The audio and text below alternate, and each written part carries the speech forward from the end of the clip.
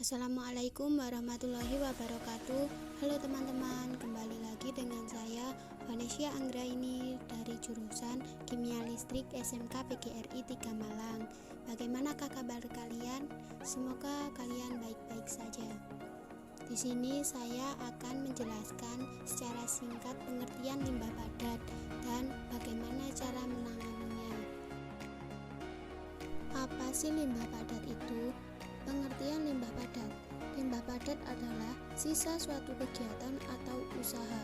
Dalam pengertian lain, limbah padat adalah buangan yang dihasilkan dari aktivitas-aktivitas produksi, baik itu domestik ataupun non-domestik. Contoh dari limbah domestik.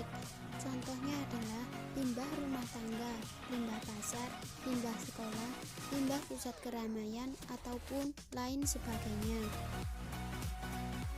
Adapun contoh limbah non-domestik meliputi limbah pabrik, transportasi, industri, pertanian, serta peternakan. Contoh selanjutnya adalah contoh limbah yang berasal dari limbah domestik meliputi kaleng, plastik, botol bekas, serta sisa makanan dan sisa air deterjen. Adapun metode penanganan dari limbah padat. Limbah padat dapat ditangani dengan cara daur ulang atau 3R, yaitu reduce, reuse, atau recycle. 2. Pengomposan atau composting untuk sampah yang mengandung bahan organik tinggi. 3. Insinerasi. 4. Penimbunan tertutup atau sanitary landfill. 5. Penimbunan terbuka atau open dumping. Nah, di Indonesia potensi limbah kayu menunjukkan angka yang tinggi. Berdasarkan data Departemen Kehutanan, setiap tahunnya dihasilkan limbah biomasa sebanyak 261,99 juta ton. Limbah serbuk gergaji kayu biasanya dihasilkan sebagai hasil sampingan proses pembangunan rumah dan produksi industri kayu seperti kayu lapis serta mebel. Limbah serbuk gergaji kayu biasanya dimanfaatkan untuk bahan bakar, tunggu atau briket, media tanam, ataupun hanya dibakar dan dibuang sebagai sampah. Oleh karena itu, diperlukan sebuah inovasi baru agar limbah kayu ini mempunyai nilai lebih. Dalam penanganan limbah kali ini, saya akan menggunakan metode composting. Apa sih pengertian composting itu? Composting atau kompos adalah pupuk yang dibuat dari sampah organik seperti sayuran, daun, dan ranting serta kotoran hewan melalui proses degradasi atau penguraian oleh mikroorganisme tertentu. Kompos berguna untuk memperbaiki struktur tanah dan menyediakan zat makanan yang diperlukan tumbuhan. Sementara, mikroba yang ada dalam kompos dapat membantu penyerapan zat makanan yang dibutuhkan tanaman. Pembuatan kompos merupakan salah satu cara terbaik untuk mengurangi timbunan sampah organik. Cara ini sangat cocok diterapkan di Indonesia karena cara pembuatannya relatif mudah dan tidak membutuhkan biaya yang besar. Selain itu, kompos dapat dijual sehingga dapat memberikan pemasukan tambahan atau bahkan menjadi alternatif mata pencarian. Adapun kandungan pupuk organik dalam serbuk gergaji kayu N sebanyak 1,33%, protein sebanyak 0,07%, kalium sebanyak 0,6%, kalsium sebanyak 1,44%,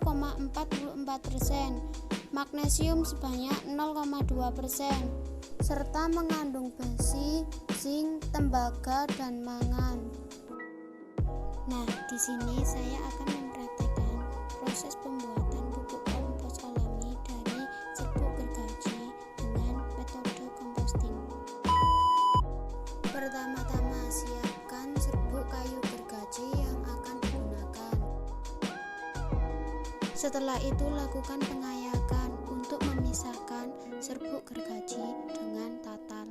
Selanjutnya, siapkan bahan. Kemudian, tambahkan air dan campur kapur dolomit atau kalsium. Tambahkan kalsium secukupnya saja. Lakukan proses perendaman. Lama proses perendaman minimal 2 hari. Kemudian aduk dan campur hingga homogen atau tercampur dengan rata. Setelah tercampur rata, pastikan tekstur tidak terlalu lembek atau mengandung banyak air. Kemudian panaskan serbuk gergaji tadi. Larutkan gula dengan air 100 ml. Di sini saya menggunakan gula sebagai pengganti dari molase. Mengapa saya menggunakan gula? Karena gula berperan sebagai bahan makanan mikroorganisme pembusuk.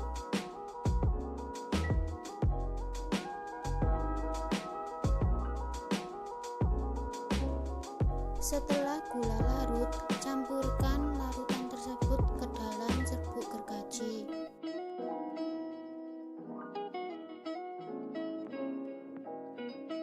Kemudian tambahkan EM4 sebanyak 100 ml.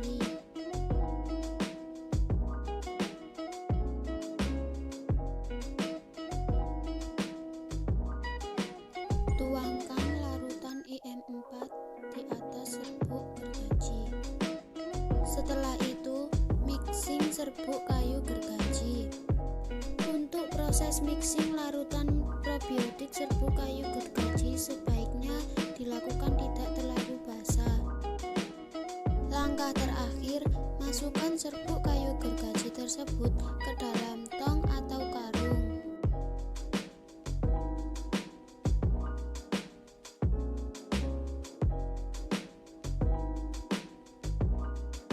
Ikat karung tersebut dan jangan terlalu penuh untuk mempermudah mengaduk serbuk kayu gergaji dalam karung. Diamkan paling tidak 1 minggu. Berikut ini adalah contoh proses pemupukan dari hasil pupuk yang saya buat kemarin.